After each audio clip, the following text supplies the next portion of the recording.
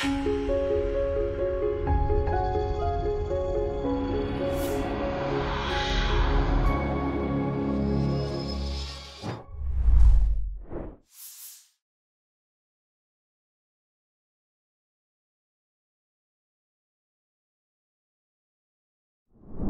sebenarnya hadis itu tidak membedakan mengunyah dan menelan ya gitu.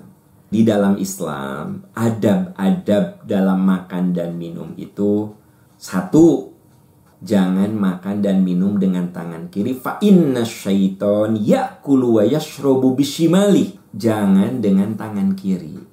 Karena setan makan dan minum dengan tangan kiri. Jadi adab makan dan minum tangan kanan. Gitu. Yang kedua, adab makan dan minum itu duduk. Selalu Nabi mencontohkan beliau kalau makan dan minum itu duduk. Kecuali saat minum air zam-zam selesai tawaf. Kalau itu sunnahnya berdiri. Nah teman-teman sekalian, jadi minum, makan, duduk. Mau ngunyah, mau nelan. Saya juga baru dengar kalau ngunyah boleh, nelan duduk. Jadi kunyah, telan, berdiri lagi, kunyah, jongkok, nelen, kan gitu.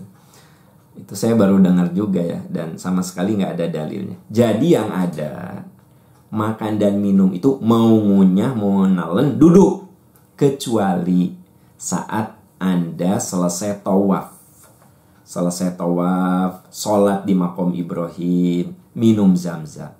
Nabi mencontohkan, minum zam-zam itu berdiri selesai dalam rangkaian umroh. Ya. Tapi di luar itu, Nabi jongkok, Nabi duduk. Selesai tawaf, kita sholat di Maqam Ibrahim, minum zam-zam, berdiri. Tapi next, besok lusa, kita masuk ke masjid, ya, melakukan sholat duha, melakukan sholat tahajud, melakukan sholat wajib. Anda minum zam-zam, berlaku hukum dasar, hukum awal, yaitu sambil jongkok atau duduk. Gitu. Walaupun sebenarnya kita boleh saja makan minum berdiri dalam kondisi kedaruratan. Ya. Ad-daruratu tubihul mahdhura. Sesuatu yang tidak boleh menjadi boleh karena kemadharatan, kedaruratan. Contoh, di undangan kursi ada, tapi jumlah kursi dengan tamu tidak berimbang. Akhirnya darurat kita makan atau minum sambil berdiri. Itu liddarurah, ya. Karena ini kaitannya dengan akhlak. Jadi sebenarnya afdolnya duduk. Kalau kita di undangan selama ada kursi, duduklah saat makan dan minum. Lagi ngunyah ataupun lagi nelen sama saja. Tapi kalau kursinya sudah tidak cukup, ya silakan saja. Ya, Islam itu agama yang selalu ada pengecualian. Nah, jadi adab dalam makan dan minum, satu dengan tangan kanan, yang kedua sambil duduk, yang ketiga kulu washrobu wala tusrifu. Makan minum jangan berlebihan. Artinya, makan dan minumlah sesuai dengan kebutuhan tubuh kita. Setiap orang kebutuhannya beda. Ya kan? Nah, jadi makan dan minum bukan sesuai keinginan, tapi sesuai kebutuhan. Coba tanya dokter gizi. Pasti rumus makan minum sehat mah sesuai kebutuhan, bukan sesuai keinginan gitu. Sebenarnya kita makan ya bukan sesuai keinginan, sesuai kebutuhan. Kira-kira untuk saya karbohidratnya segimana? Ya, tentu saya dan anak saya yang masih remaja itu berbeda.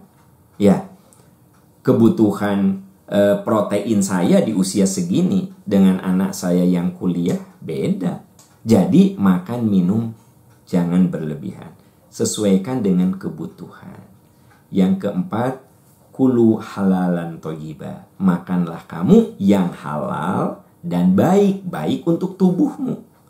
Kalau udah tahu saya ini suka alergi makan udang ebi, ya jangan saya makan. Kenapa? Tidak baik untuk saya karena saya alergi. Tapi untuk teman saya nggak masalah.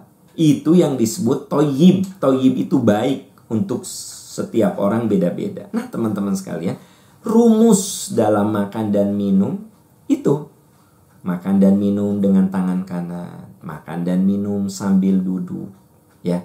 Makan dan minum sesuai kebutuhan tubuh kita. Makan minum yang halal dan thayyib. Itu rumus yang sangat praktis sebenarnya. Wallahu a'lam bishawab.